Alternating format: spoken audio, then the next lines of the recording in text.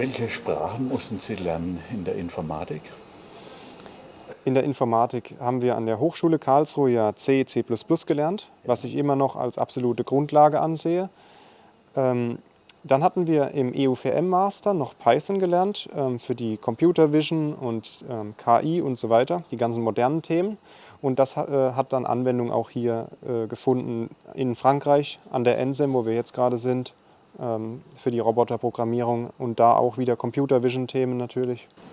Und auf welchen Systemen haben Sie hier gearbeitet?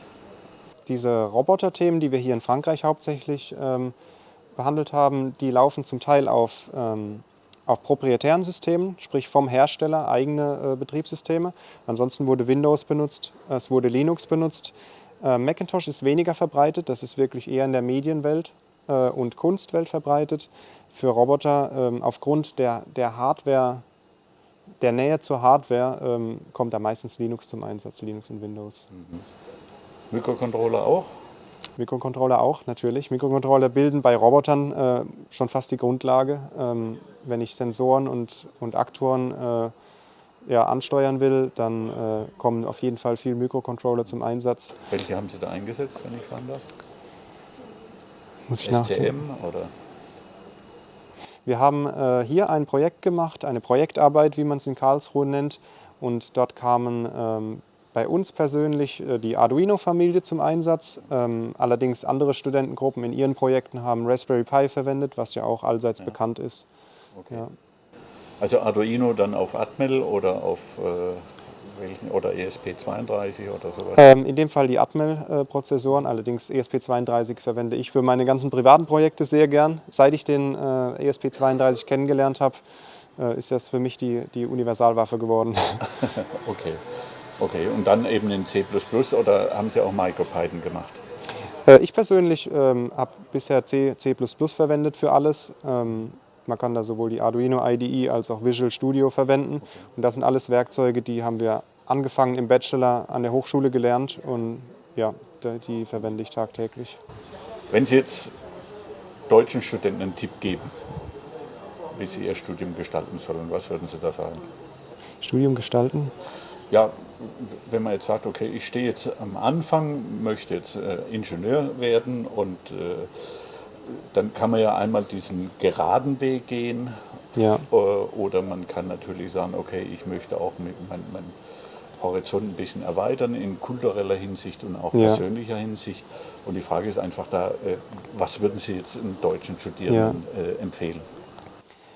Also meine ganz klare Empfehlung ist, diese kleinen Umwege einzubauen, wie zum Beispiel einen Auslandsaufenthalt, ganz klar. Wenn man das irgendwie unterbringt, das ist sehr wertvoll. Aber auch Themen wie die Studium-Generale-Kurse, die zum Teil vom Studium sind viel wichtiger, als man denkt. Also man kriegt da gesagt, ihr müsst 2 CP sammeln, 2 Punkte sammeln in irgendeinem Studium-Generale-Kurs. Diese Studium-Generale-Kurse waren für mich unglaublich wichtig, zum Teil diese sogenannten Soft Skills da zu lernen, genauso die Sprachfähigkeiten zu lernen. Das sind die eigentlich wertvollen Sachen. Alles andere hat man gemeinsam mit jedem anderen, der Maschinenbau zum Beispiel oder Mechatronik studiert hat. Diese Soft Skills, diese Sprachskills und diese Erfahrungen, zum Beispiel Auslandsaufenthalte, das sind die Sachen, die einem einen, letztlich auch Vorteil geben später mal in der Berufswelt. So muss man es ganz klar sagen. Und was haben Sie jetzt vor? Das heißt, so nach dem Master, da kann man ja in ein Loch fallen oder es gibt andere Möglichkeiten. Wie wollen Sie jetzt weiter voranschreiten? Bei mir ist es so, ich fange jetzt tatsächlich bei der Firma an, wo ich die Masterarbeit gemacht habe. Ich habe aber ganz klar gesagt, ich brauche ein kleines bisschen Zeit. Ich werde nie wieder so viel Freizeit haben wie im Moment. Das heißt, ich fange jetzt nicht sofort im Anschluss an, sondern ich habe mir ein paar Wochen freigelassen. Kann ich auch jedem empfehlen, der jetzt irgendwie in einer ähnlichen Situation ist am Ende vom Bachelor. Dann werde ich dort anfangen. Und für mich persönlich ist ganz klar, ich werde jetzt an meinen eigenen Projekten weiterarbeiten, einfach weil ich, wie gesagt, immer privat viel am Basteln bin. Und dann werde ich wahrscheinlich noch eine kleine Moped-Tour fahren, noch ein bisschen Erfahrung sammeln, noch ein bisschen Spaß haben. Sie haben ja mal erzählt, Sie haben eine Solaranlage zu Hause. Haben Sie die mitgenommen nach Frankreich oder wie? Ja, ich habe so ein bisschen ich wollte mit der Zeit gehen, habe mich ein bisschen mit den grünen Energien beschäftigt. Dann habe ich mal ein Balkonkraftwerk aufgebaut, sprich ein Solarpanel an ein Balkongeländer gehängt letztlich mit einem Einspeiseinverter. Ich habe auch mal eine Solaranlage aufgebaut, um ein Elektromoped zu laden. Das war auch sehr interessant, sehr interessantes Thema. Da kam dann wieder der ESP32 zum Einsatz mit einem Stromsensor, um da die Leistung der Solaranlage zu tracken, den ganzen Tag über. Ja. Okay. Das heißt, Sie haben jetzt noch ziemlich viele Projekte vor sich. Ich habe noch sehr viele Projekte vor sich. Das ist für mich, ja, es läuft immer nebenher. Okay, wunderbar. Gut, was fanden Sie am besten in Karlsruhe und was fanden Sie am besten in Besançon? In Karlsruhe hat mir am besten gefallen, Karlsruhe ist eine studentische Stadt. Ich bin dorthin gekommen, man muss sich vorstellen, man kommt direkt nach der Schule dorthin. Man hat noch nicht die ganzen Erfahrungen, die man jetzt hat nach vielen Jahren Studium. Und es war einfach ein sehr, sehr angenehmes Umfeld, da in eine erste WG zu ziehen, die ersten Erfahrungen zu machen, alleine zu wohnen.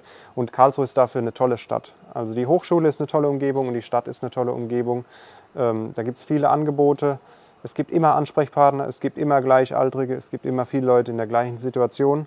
Und das hat mir wirklich sehr gut gefallen in Karlsruhe. Hier in Besançon, muss ich sagen, das war der ideale nächste Schritt. Also nach der Hochschule Karlsruhe, die mir eine hervorragende Grundlage gegeben hat, ist diese kleine, relativ spezialisierte Uni hier mit nur 800 Studierenden, was hier wirklich ungewöhnlich klein ist, war der ideale nächste Schritt, um in plötzlich einer neuen Sprache, etwas spezialisierter, mit hier eben an Robotern und an Mikrorobotern, an Mikrotechnik, an einem etwas engeren Feld einfach tiefer einzusteigen. Und ja, das hat mir hier am besten gefallen. Das hier ist eine relativ spezialisierte Uni mit sehr guten Möglichkeiten und sehr guten, ja, genau. Sehr gute Möglichkeiten.